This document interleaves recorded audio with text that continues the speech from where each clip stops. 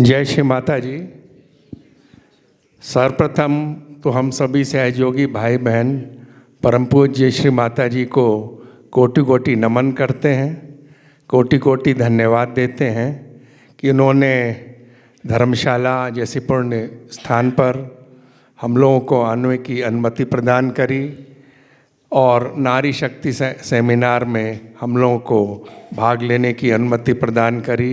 श्री माता जी को कोटि कोटि नमन, कोटि कोटि प्रणाम। किसी भी आयोजन के पीछे काफ़ी टीम वर्क होता है, विवेक जी ने बताया।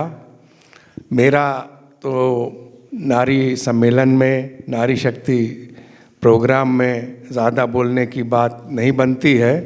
शीनू जी बैठी हुई हैं, इनको बोलना चाहिए और हमारी जो बहनें बैठी हुई हैं, हम लोग तो एक तरीके के लाइक एक्स्ट्रा स्टेपनी टाइप थे। जो कार ये लोग चल रही थी चारों पहियों पे, और हम लोग तो उसका आनंद उठा रहे थे।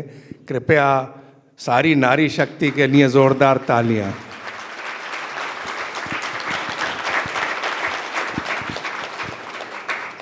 सभी लोगों का नाम लेना संभव नहीं है जिन लोगों ने इस कार्यक्रम को सफल बनाया, परंतु शीनू जी का अवश्य नाम लेना चाहिए कि उन्होंने इसको बहुत अच्छी तरीके से निभाया।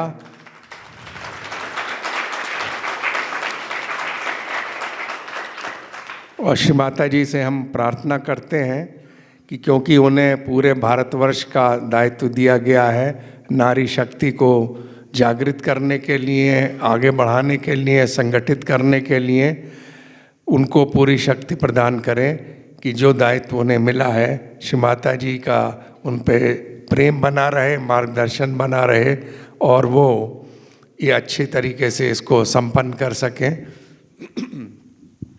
जैसा कि हम जानते हैं कि श्री माता जी ने सहयोग फैलाने में दिन रात मेहनत करी।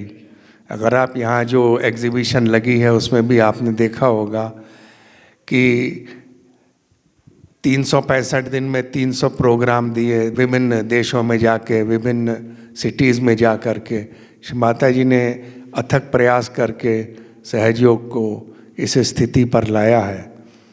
श्री माता जी चाहती तो पूरे विश्व में सहयोग फैलाने का कार्य वो स्वयं कर सकती थी, आदि शक्ति थी, परंतु उन्होंने ये कार्य हम सहयोगियों के लिए छोड़ा है।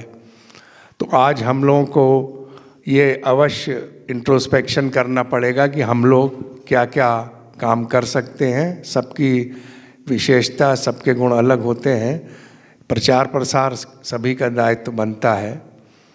तो हम सब लोग इसका कार्य संपन्न करें। और किसी भी कलेक्टिविटी में ये देखा जाता है कि 60 to 70% महिलाएं होती हैं, तो उनका बहुत अधिक रोल है। और इस सेमिनार में जो भी स्पीकर्स आए, उन्होंने बहुत ही अच्छे पॉइंटेड तरीके से बहुत गहराई में हम लोगों को ले गए। उनके लिए भी कृपया ज़ोरदार तालियां।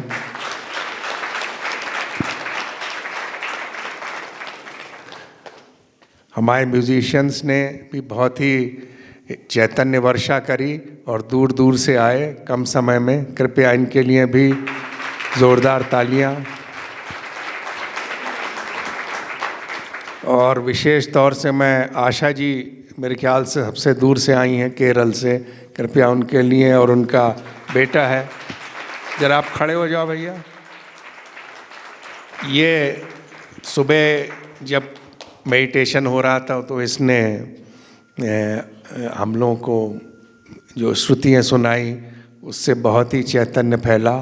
बहुत बहुत धन्यवाद आपका भी।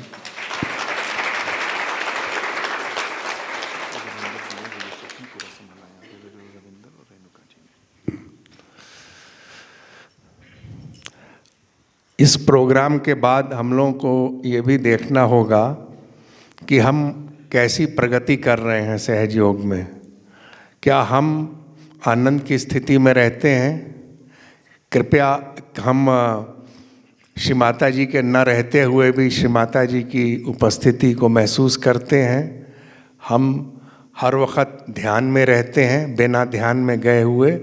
अगर हम इस तरह की स्थिति में बनाए रखते हैं तो हम अच्छी प्रगति कर रहे हैं। किसी असुविधा में भी हम खुश रहते हैं, किसी भी दिक्कत में हम प्रसन्न रहते हैं, तो हम अच्छी प्रगति कर रहे हैं। तो ये बात हम लोगों को अवश्य अपने इंट्रोस्पेक्शन में देखनी चाहिए। मुझे बताया गया रजिस्ट्रेशन का काम रेणुका दीदी ने और रविंद्र भैया जी ने बहुत ओम ने किया है। कृपया उनके लिए भी जोरदार तालियां।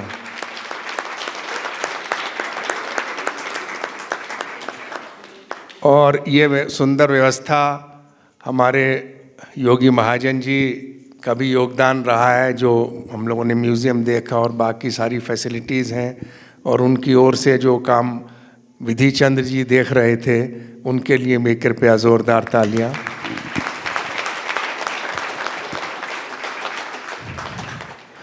ISPS का जो स्टाफ है और जो प्रिंसिपल हैं, उनके भी हम लोग ऋणी हैं कि उन्होंने जब भी कोई आवश्यकता पड़ी उन्होंने अपना पूरा सहयोग दिया। और कल का, क्योंकि सब लोग नहीं थे, कल जो मुखीराम जी और कुछ सहयोगी वहाँ गए थे ISPS में, तो मुखीराम जी ने जो भजन गाए उसके बाद सारे बच्चे 2 घंटे तक डांस करते रहे। और जो वहाँ की प्रधानाचार्य हैं उन्होंने बताया कि ऐसा पहली बार हो रहा है कि बच्चे इतने आनंद में हैं, क्योंकि पढ़ाई का भी प्रेशर रहता है। तो मैं मुखीराम जी और उनकी पार्टी के लिए भी चाहता हूं कि ज़ोरदार तालियां।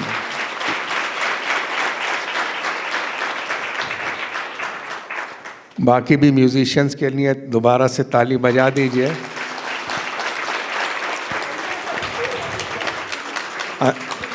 अंत में विवेक जी जो योगदान दिया है पीछे से और कभी आगे नहीं आते, इनके लिए भी ज़ोरदार तालियां।